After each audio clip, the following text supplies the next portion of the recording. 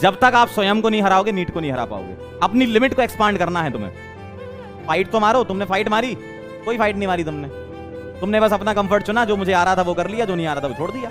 सवाल की प्रैक्टिस करो, घिसो, सीखो, रिवाइज करो, बार बार रिवाइज करो।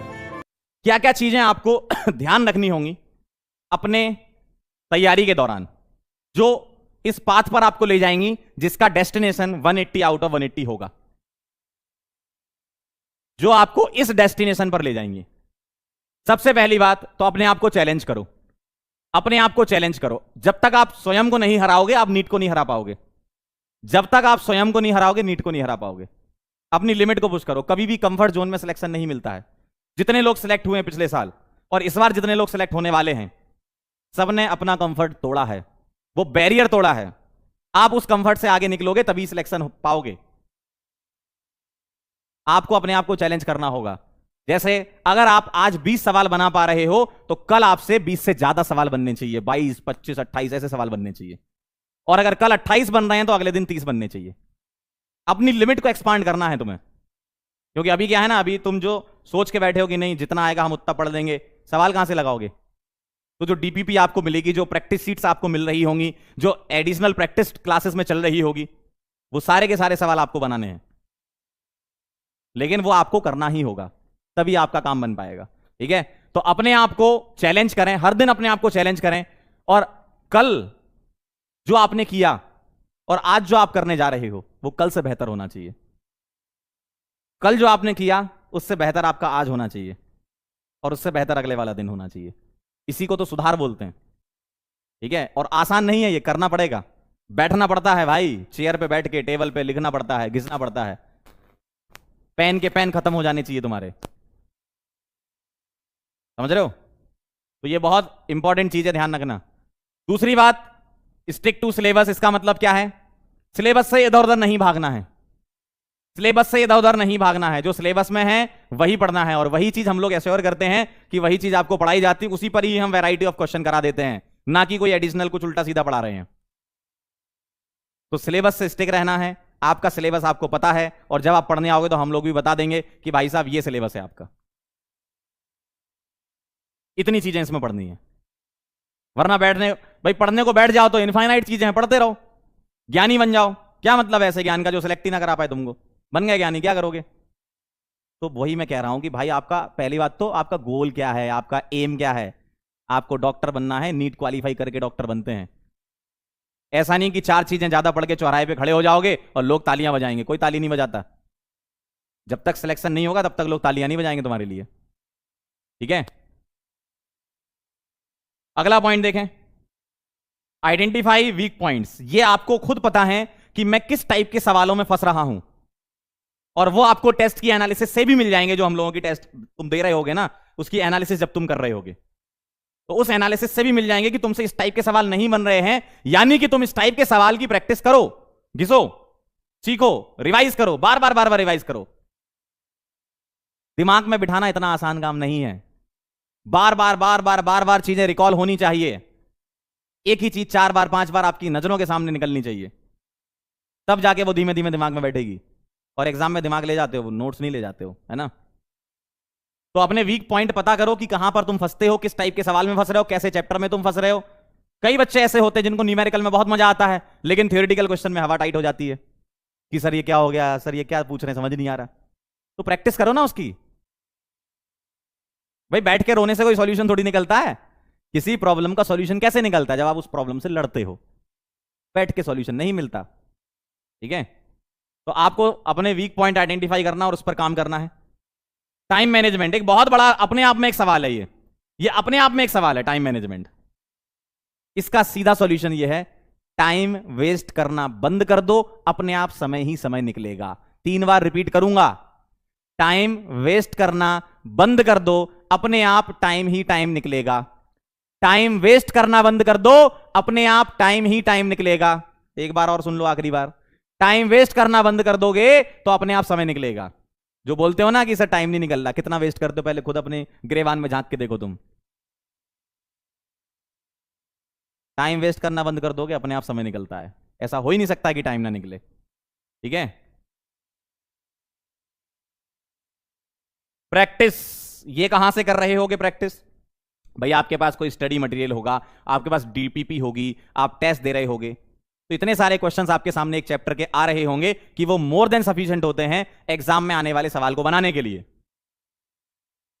एग्जाम में आने वाले सवाल को बनाने के लिए भाई हम एक चैप्टर में बहुत सारे सवाल करते हैं, लेकिन आता तो उस चैप्टर से एक या दो सवाल है ना, तो इतने सारे सवालों में से एक दो सवाल तो आएगा ही आएगा। इतना तो ध्यान रख लो तुम, कितने करेंगे तो उसमें तो आएगा ही आएगा। ठीक है, तो प्रैक्टिस आपको करती रहनी है, कोई भी डीपीपी नहीं छोड़नी, कोई भी टेस्ट नहीं छोड़ना, जो मटेरियल तुम फॉलो कर रहे हो उसको पूरा लगाना है पहले दिन से। 6th पॉइंट की बात करें, लर्न विद पिक्चर्स। इसका मतलब क्या है? आप अगर कोई चीज लिखी हुई देखते हो, मतलब शब्दों में लिखी हुई है, तो कई बार हम उस शब्द का अर्थ नहीं समझ पाते हैं, या आधी लाइन पढ़ने के बाद सीधे चौथी लाइन पर जंप कर जाते हैं। ये इसमें कोई गलती नहीं है, हमारा दिमाग है, ह्यूमन माइंड ऐसे ही होता है कि 4 लाइनें लिखी हैं तो रेयरली ही लोग 4 लाइन पढ़ेंगे, आधी लाइन पढ़ेंगे, फिर आधी लाइन का खुद ही मतलब बना लेंगे, अगली लाइन तो पता नहीं कहां से आ जाएगी, और फिर उसकी अगली वाली लाइन में अपना कंक्लूजन दे देंगे, अच्छा इसमें तो ऐसा लिखा है। तो इसलिए जो लाइंस लिखी होती है ना, इनसे ज्यादा बेहतर चीज जो मैं मानता हूं, ये मेरा अपना मानना है, पिक्चर के थ्रू बहुत जल्दी आपको याद हो जाएगी। तो अगर कभी भी आपको लाइनें ज्यादा परेशान कर रही है थ्योरी में, उसकी एक नई कहानी बना लो, अपनी नई पिक्चर बना लो। बहुत सारे एग्जाम्पल होते हैं, रियल लाइफ एग्जाम्पल, जिससे खुद भी कनेक्ट कर सकते हो, इससे तुम्हारी थॉट प्रोसेस भी डेवलप होगी। तो ये काम तुम खुद भी कर सकते हो, बाकी टीचर्स तो कराते ही हैं, बताते हैं कि नहीं इसको इस तरीके से समझते हैं, इसको ऐसे समझते हैं, लेकिन लाइन से पिक्चर ड्रॉ करना, दिमाग में कोई कहानी बनाना, तो उस पिक्चर के थ्रू आप ध्यान रखोगे तो आपको बहुत जल्दी चीजें रिकॉल होती हैं। ह्यूमन माइंड है भाई, पिक्चर से जल्दी सीखता है, ऑडियो विजुअल से तो और ही ज्यादा सीखता है। अगर वीडियो से तुम सीख रहे हो तो बहुत ज्यादा अच्छा होता है उससे सीखना, लेकिन जब खुद सेल्फ स्टडी कर रहे होगे तो उस समय खुद के वीडियो थोड़ी बना रहे होगे, तो उस समय तुम क्या है, पिक्चर के फॉर्म में ध्यान रख सकते हो। या एक और तरीका है, जब तुम पढ़ रहे हो, तुमको बहुत ज्यादा परेशान कर रहा है कोई पॉइंट, अपने ही शब्दों में ऑडियो रिकॉर्ड कर लो और उसको सुनो 3-4 बार, चीजें अपने आप आपके दिमाग में जाएंगी। तो ये कुछ तरीके होते हैं अपार्ट फ्रॉम घिसने से, जो अलग तरीके हैं, जैसे पिक्चर से ध्यान रख सकते हो, अपने ऑडियो को सुन के भी ध्यान रख सकते हो चीजों को, है ना। तो ये ध्यान रखिएगा। टेस्ट दीजिए रेगुलर और उसका एनालिसिस कीजिए, और ये फाइंड कीजिए कि हमसे गलती कहां हो रही है, क्या हमारी मिस्टेक सिली मिस्टेक टाइप की तो नहीं हो रही है, या हमारा ध्यान कॉन्सेप्ट की तरफ तो नहीं गया। भाई हो सकता है कई बार कॉन्सेप्ट तुम गलत तरीके से समझ लेते हो, गलत इंटरप्रेट कर लेते हो, वो तो समझना अपने अपने ऊपर है। भाई मैंने समझा कि नहीं ये चीज ऐसी होनी चाहिए, किसी ने समझा ये चीज नहीं ऐसी होनी चाहिए, तो उस चीज को समझो कि हमसे गलती क्या हो रही है, गलतियों को ढूंढो और उसको खत्म कर दो। कोई भी गलती पहली बार होती तो वो गलती नहीं होती है, दूसरी बार उसको गलती कहा जाता है। पहली वाली गलती होती इसलिए क्योंकि सुधार लो और आगे ना करो, और बार बार रिपीटेटिव गलती करते रहोगे ना तो गुनाह बन जाता है वो। तो इसलिए कोई भी गलती तुमसे पहली बार हो रही है, उसको बस पहली बार ही रहने दो, अगली बार से वो गलती ना होने पाए। ठीक है, आगे चलते हैं। जब तुम रिवाइज कर रहे होगे चीजों को, रिवाइज कर रहे होगे तो कैसे रिवाइज करोगे? मान लो तुम्हारा कोई 1 चैप्टर या 2 चैप्टर हो गया, अब वो टेस्ट में आने वाले हैं, तो वो जो तुमने शॉर्ट नोट्स बनाए थे उससे रिवीजन करो। बार बार मेन नोट से रिवाइज करोगे, धीमे धीमे दिमाग पे बर्डन बढ़ेगा और कुछ नहीं। भाई मान लो किसी टेस्ट में एक ही चैप्टर आ रहा है, तुम्हें बड़ा मजा आएगा, चलो इसी से ही तो आया नोट से, लेकिन सोचो जब नीट का पेपर देने बैठोगे, इतने सारे चैप्टर होंगे, लास्ट मोमेंट रिवीजन करना होगा या 10-15 दिन पहले रिवीजन करना होगा, उस समय समझ नहीं आता कि कौन सा चैप्टर खोलना है। 3-3, 4-4 तुम्हारी नोटबुक भर चुकी होंगी, तब तक कौन सी नोटबुक खोलनी है पता ही नहीं चलेगा, कईयों को तो नोटबुक मिलती भी नहीं है। तो इसलिए रिवीजन करो शॉर्ट नोट्स के थ्रू, और शॉर्ट नोट्स कब बनाओ? जब तुम्हारा लेक्चर चल रहा हो, उसके साथ साथ उसके शॉर्ट फॉर्म में नोट्स आपको ही बनाने हैं। खुद के नोट्स बहुत अच्छे होते हैं भाई, अगर तुम खुद के नोट्स बनाओगे हमेशा खुश रहोगे, तुम्हारे बच्चे भी खुश रहेंगे तुमसे। खुद के नोट्स होने चाहिए, लेकिन हम लोग तो अपनी तरफ से दे देंगे, लेकिन वो एक टेम्पलेट के फॉर्म में यूज करो कि अच्छा इस तरीके से लिखना, लेकिन लिखो खुद। खुद के नोट्स चाहे कितनी भी गंदी राइटिंग में लिखे हो, हमेशा सही होते हैं।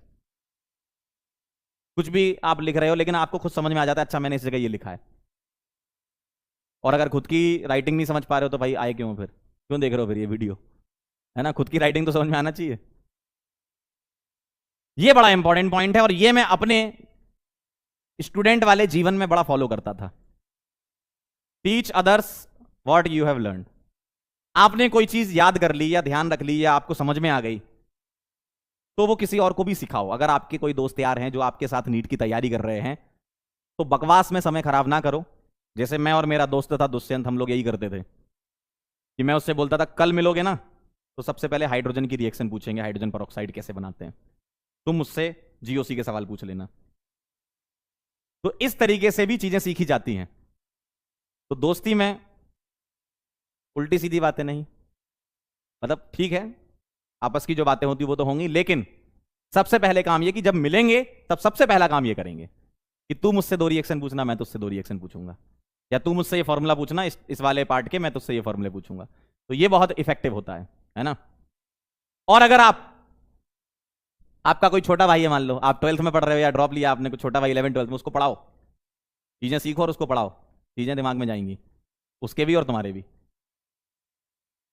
और ये जो मैं बोल रहा था ना, खुद के स्टडी नोट्स होने चाहिए, किसी और के स्टडी नोट्स पर कभी भरोसा ना करें। उसने किस सेंस में चीजें लिखी हैं, क्या लिखा है, कौन सा एग्जांपल लिया है, आप नहीं समझ पाओगे।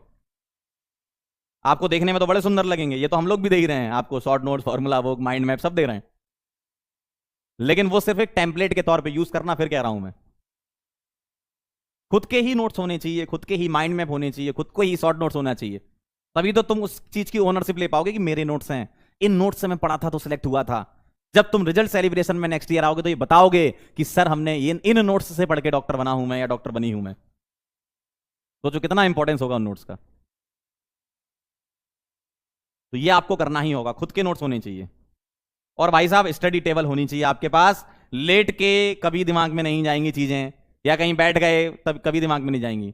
प्रॉपर तरीके से ऑर्गेनाइज्ड स्टडी टेबल आपकी होनी चाहिए, जहां तुम बैठो और उस स्टडी टेबल, ऑर्गेनाइज का मतलब क्या, भसड़ नहीं होनी चाहिए उसमें कि पता चला ये भी डला है, ये भी डला, ये भी डला। फिजिक्स पढ़ रहे हो तो बायो भी रखी हुई है, केमिस्ट्री भी रखी हुई है। जो चीज पहले जो तुम पढ़ रहे हो उसकी ही चीजें होनी चाहिए।